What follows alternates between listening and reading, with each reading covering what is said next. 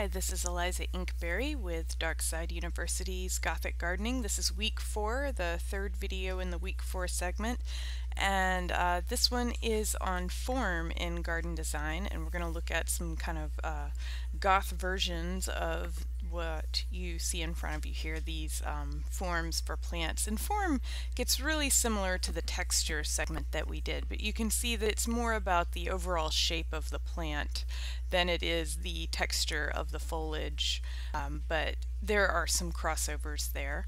I'm starting with the columnar forms, and this is a black beech. It's called red obelisk. So this is a beech tree that you can get that will grow in kind of a columnar shape. There's a lot of different columnar plants. A lot of them are evergreens, and they add some structure to the landscape. You can see here there's some columnar pines and on the edges, and the silver. They're probably spruce, I'm not sure, but these are silver evergreens that'll stay that color year-round. And this is a bridal spirea, which is a nice white garden plant that has a arching branches form, which is one of the forms, and I've got some other examples of that. Beautyberry, really intensely purple berries, and has this huge arching branch form to it, and this is cotoneaster, which is kind of prickly and sort of has a holly look to it, and red berries, and often has very pale silver foliage. You can get a lot of different varieties of that, and a lot of different heights. You can get weeping and columnar cotoneasters too. This is Buddleia alternifolia, which is not the one that most people grow. Most people grow, I think it's Buddleia dividi, I'm not really sure, but this one has more of a rounded flower cluster on it, and they're purple, and it has a weeping, not a weeping, but a arching branch form. This is kind of a creeping prostrate plant called rosemary Irene, and it's any kind of prostrate rosemary is going to kind of dangle like this. And so this one is really good if you want a culinary rosemary that doesn't get very tall. This one instead will just kind of creep along the ground at a low level.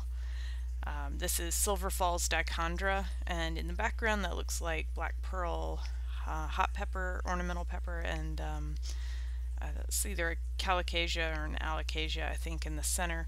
But you can see that it's another creeping or prostrate plant that hangs down. Here we have contrasting forms, a lot of different forms in the same space. You have some kind of rounded shrubs. You have kind of the rounded shape repeated in the way that these are pruned. And then you have a weeping form right here.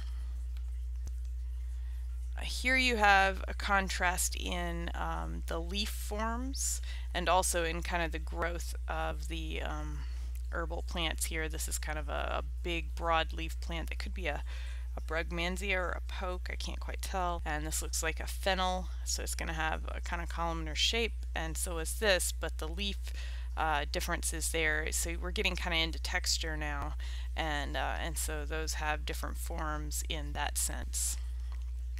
This is contrasting heights in form. They're similar in form, especially since they've been pruned that way, but the heights are just slightly varied to add interest. And here you have a continuity of form.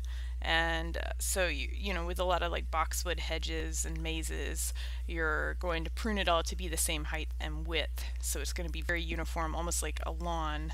And sometimes you can plant in the center of those spaces. And I think my weeping forms got kind of mixed up, but here's some more of the weeping forms of plants.